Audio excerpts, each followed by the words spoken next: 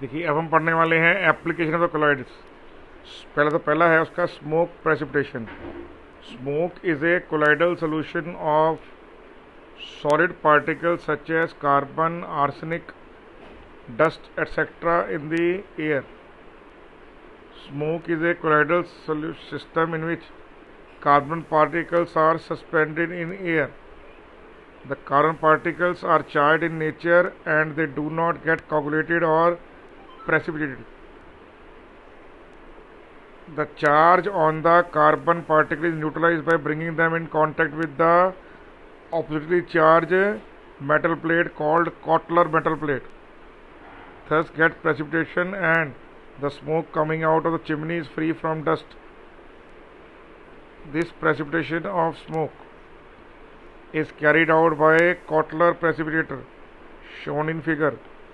In this method the smoke is allowed to pass through a chamber having a series of plates charged with high potential 20,000 to 70,000 volts. Charged particle of smoke get attracted by the charged plates, so they get precipitated and the gases coming out of chimney are free from the charged particle. ठीक है बेटे, तो ये industry में मिलने क्या होता है, जो धुआं होता है उसको हम एक कॉटलर प्रेसिपिटेटर से निकालते हैं। जो कॉटलर प्रेसिपिटेटर है उसके दोनों साइड में एक तरफ पॉजिटिव एक तरफ नेगेटिव प्लेट लगी होती है, तो कोलाइडल पार्टिकल पे भी पॉजिटिव यहाँ नेगेटिव चार्ज ही होता है। तो जितने कोलाइडल पार्टिकल हैं वो प्लेट के साथ चिपक जाते हैं और जो बाहर सिर्फ धुआं जो होता है उसमें गैसेस होती हैं, कोई भी सॉलिड पार्टिकुलेट्स नहीं होता। ये एक पिक्चर है किसकी, कॉटलर प्रेसिपिटेटर की या स्मोक प्रेसिपिटेटर की। तो जो कोलाइडल पार्टिकल हैं वो जो हैं आपके जो डस्ट और पार्टिकल हैं वो जब प्लेट से पास करते हैं तो जो जितने भी पॉजिटिव और नेगेटिव पार्टिकल हैं वो क्या होते हैं, वो प्लेट के साथ चिपक जाते हैं। ये जो प्लेट्स बनी हुई हैं, ठीक है, और सिर्फ जो ऊपर जो एयर है, जो कार्बन डाइऑक्साइड है, सल्फर डाइऑक्साइड है, वाटर वेपर्स हैं, मीथेन एक्सेट्रा, वो बाहर निकल जाती है। डस्ट वगैरह यहीं पर सब चिपक जाता है। क्लियर है, क्लियर आपको ये बात? तो ये बात आपको पता होनी चाहिए। द सीवेज डिस्पोजल में क्या होता है, the sewage disposable contains particle of dirt rubbish suspended in water, therefore colloidal in nature and are charged. These particles do not settle down easily. These particles can be removed by discharging them at electrodes. The dirty water is either placed in a big tanks or passed through a tunnel fitted with metallic electrode, which are maintained at a very high voltage. The colloidal particle migrate towards the opposite charged electrode, where their charge is neutralized by the plates and they get coagulated. The coagulated mass can be used as a manure and water left behind is used for irrigation. तो क्या कह रहे हैं यहाँ पर, जो sewage disposable है उसमें ह्यूमन वेस्ट और एनिमल वेस्ट होता है, तो it also contains lot of colloidal particle which are charge particle. तो उसको हम बड़ी बड़ी प्लेट्स के बीच में से निकालते हैं जो इलेक्ट्रिकली चार्ज होती हैं। कोलाइडल पार्टिकल चिपक जाता है प्लेट्स के साथ और उसको सुखाकर हम जो जैविक खाद बना लेते हैं, जिसको आप ऑर्गेनिक, जिसको आप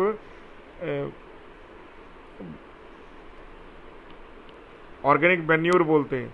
जो ऑर्गेनिक मैन्यूर है वो एक तरह से मिल जाता है आपको यहाँ पर, और उससे क्या होता है, सॉइल प्रोडक्टिविटी होती है।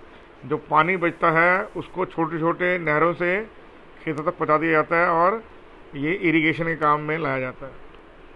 नेक्स्ट है purification of drinking water.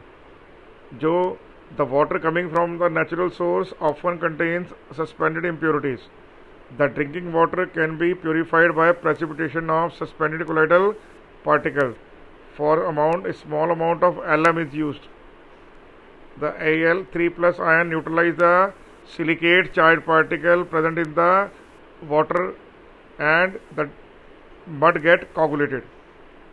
Next है colloidal medicine. The colloidal medicine are quite effective on account of their easily assimilation and absorption. Very few important medicines are colloidal. Colloidal gold, colloidal manganese, colloidal sulfur, colloidal antimony. For example, agrolol is a silver sol used for eye lotion. Colloidal antimony is also used as eye lotion. Milk of magnesia is used for stomach disorder. ठीक है, milk of magnesia और aluminium hydroxide का जो paste है आप सब ने लिया होगा, डायाजीन जेल के नाम से बिकता है मार्केट में. The colloidal gold is useful for intramuscular injection. Colloidal medicine are more effective because they have large surface area and therefore are easily assimilated. Clear आपको ये बात? कोलाइडल पार्टिकल्स क्योंकि जल्दी से एब्जॉर्ब हो जाते हैं इसलिए ज़्यादा इफेक्टिव दवाई होते हैं. Ferric chloride is a quite effective to stop bleeding from the minor cut. It coagulates the blood used in charred nature. इसलिए फेरिक क्लोराइड का यूज़ करते हैं हम आफ्टर शिवर क्रीम में. जो आफ्टर शिवर क्रीम है they contains lot of aluminium ions and ferric ions. Disinfectants. The disinfectants such as Dettol and Lysol give emulsion when dissolved in water. इसलिए बहुत इंपॉर्टेंट है. Photographic plate. These are the thin glass plates और celluloid films coated with gelatin containing the free suspension of silver bromide. The particle of the silver bromides are colloidal in nature. Next है chemical warfare. Smoke or mist screens are formed by the dispersion of harmful substances by explosion of bombs. Gas masks are essentially to filter out the toxic smokes. These masks contain animal charcoal so that the poisonous gases can be absorbed. Next है artificial rain.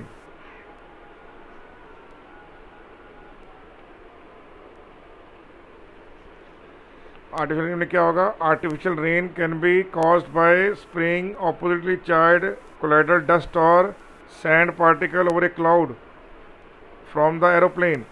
The colloidal water particles present in the cloud will get neutralized and will coagulate to form bigger droplet causing rainfall.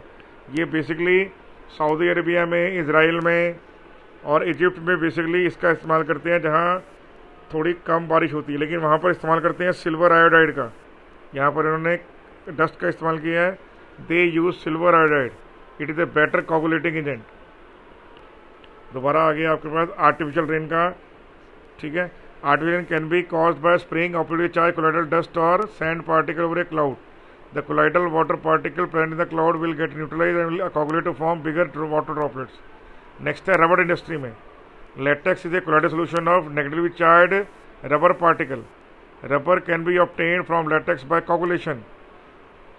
These rubber particles can be deposited over articles, wares or handles of different tools to give rubber plates for electrophoresis. The article to be rubber plated is made the anode and the rubber plated bar. तो जिसके article के ऊपर rubber चढ़ानी है उसको हम बनाएंगे anode. Clear? क्योंकि anode will attract the negatively charge rubber particle in metallurgical operations. The metal ores are considered by froth flotation method. ठीक है, which involve treatment of pulverized ore to emulsify the pine oil.